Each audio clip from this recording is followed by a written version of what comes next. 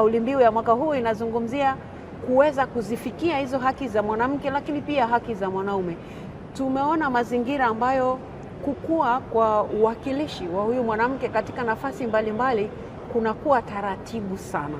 Kwa upande wa mabunge, labda niseme kwa sababu mimi ni rais wa Umoja wa Mabunge Duniani, tumekuwa taratibu sana. Kwa chaguzi zilizofanyika mwaka 2025 tumeongezeka kwa 0.3, yani kutoka kwenye asilimia 27.2 tumefika asilimia 27.5.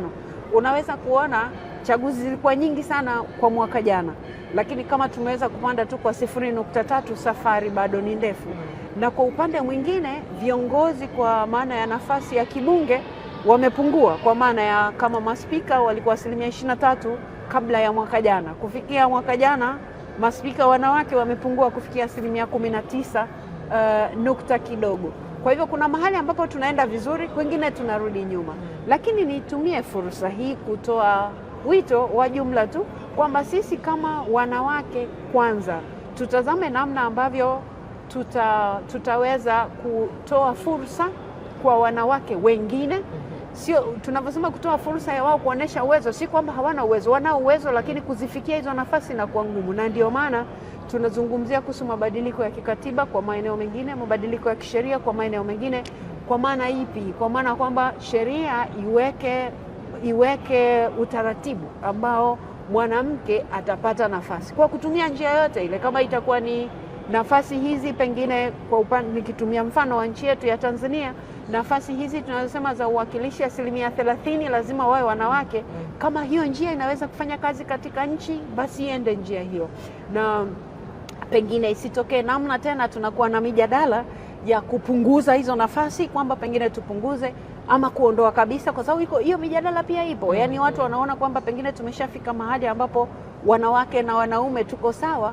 Hapana, hatujafika hapo mahali, na ndio maana tunafanya tafiti mbalimbali za kuonyesha kwamba hatujafika mahali tunapotaka kwenda, ama hatujafika mahali ambapo tulikusudia tangu tulipoanza hizi mbio za kutaka haki za mwanamke.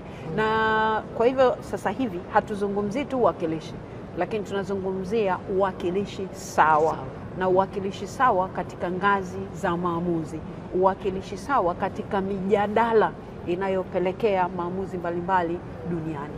Naomba tumulike swala la deepfakes, hizi michoro ambayo sasa hivi hii akili mnemba inachukua picha za wanawake inawabadilisha, inaweka mambo mabaya. Mtu anaamka tu asubuhi anakuta mambo yameshasambaa mtandaoni, lakini kuna kikwazo cha sheria hapo. Sijui nyinyi kama IPU umeona kama hili ni tatizo, na sasa mnayaambiaje mabunge kule yachukue hatua gani? Kwa sababu wanawake wanajikuta ameshadhalilika na yeye ndo anaonekana ni mbaya mpaka aje apate suluhisho. Ameshachelewa na mpaka anaogopa. Labda niseme huu ni upande mmoja tu, lakini athari zake zinampata mwanamke katika maeneo mengi sana. Anatazamwa tofauti na mwanaume katika mazingira hayo sawa. Sasa kwenye hili jambo ambalo mtu anaweza kudhalilishwa kwa ajili ya haya maendeleo tulionayo ya teknolojia, hizi akili mnemba kwa kweli zimeleta ama niseme imeleta changamoto kubwa, kwa sababu mtu anadhalilika, lakini hakuna ukweli katika jambo hilo. Na wote tujuavyo uongo unapanda lifti lakini ukweli unapanda ngazi, kwa hivyo unachelewa kufika. Sasa mwanamke mwingine akishadhalilika vile tayari anakata tamaa, na mwingine anaogopa fulani alimuona amedhalilika kwa sababu ameingia kwenye siasa, na kwa hivyo yeye asingependa kuingia huko kwa sababu anajua watu wanaweza kumfanyia kitu kibaya kama hicho. Lakini sasa kwa upande wa Umoja wa Mabunge Duniani, tulichokifanya ni kwamba tumeshaanza hiyo michakato ya kuangalia namna ya kuyasaidia mabunge mbalimbali yanawezaje kutunga sheria katika hili jambo ambalo kila siku linabadilika, na ni jambo ambalo kwa kweli ni muhimu sana kulitungia sheria. Mpaka sasa tumeshapitisha labda useme resolution, azimio.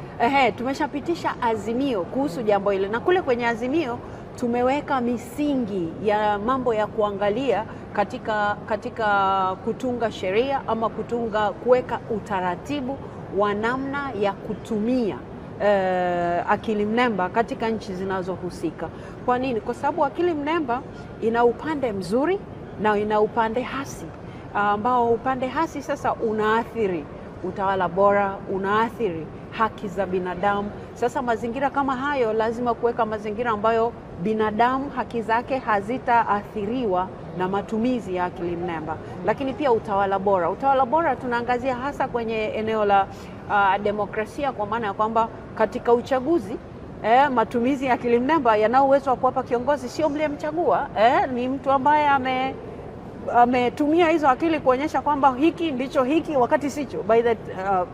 Kwa muda mtakaokuja kugundua ni baadaye sana, na athari zinakuwa kubwa. Kwa hiyo tumeangazia mambo haya yote, na lile azimio linaweka msingi mzuri kwa nchi, kila nchi ama tuseme kila bunge kwanza kutazama namna gani wanaweza kutumia azimio lile kufanya mabadiliko katika nchi zao, kwa kuanzia na haya ambayo tunayafahamu.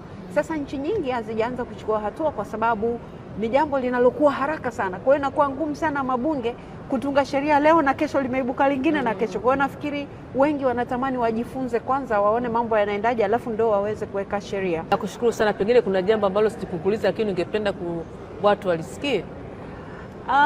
Mimi ningependa kusema tufike mahali kama jamii jumla. Hii ni 2026. Lazima tunapomtazama mtoto wa kike tumtazame kama sehemu ya jamii ambaye anaweza kuwa kitu chochote anachotaka yeye.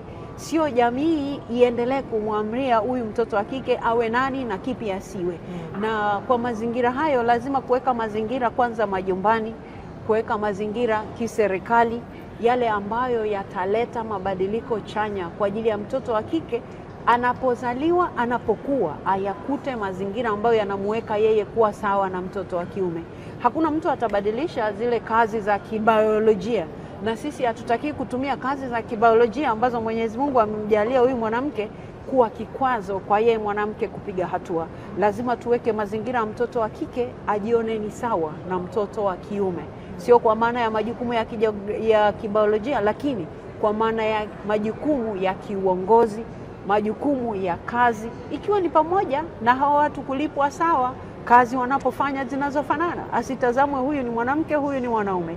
Na yale mazingira ambayo huko nyuma yalikuwepo yaliyomuathiri huyu mwanamke kisaikolojia, kujitazama unyonge, kujitazama hawezi, tuweze kuyaondoa hayo kwa kutumia mifano mizuri ambayo wanawake wameweza kufanya vizuri. Kwa hiyo jamii nzima tusiwe sehemu ya kumkwaza mwanamke, kumkwaza binti kufikia ndoto zake za kiuongozi. Nakushukuru sana. Karibu sana. Asante sana. Asante sana.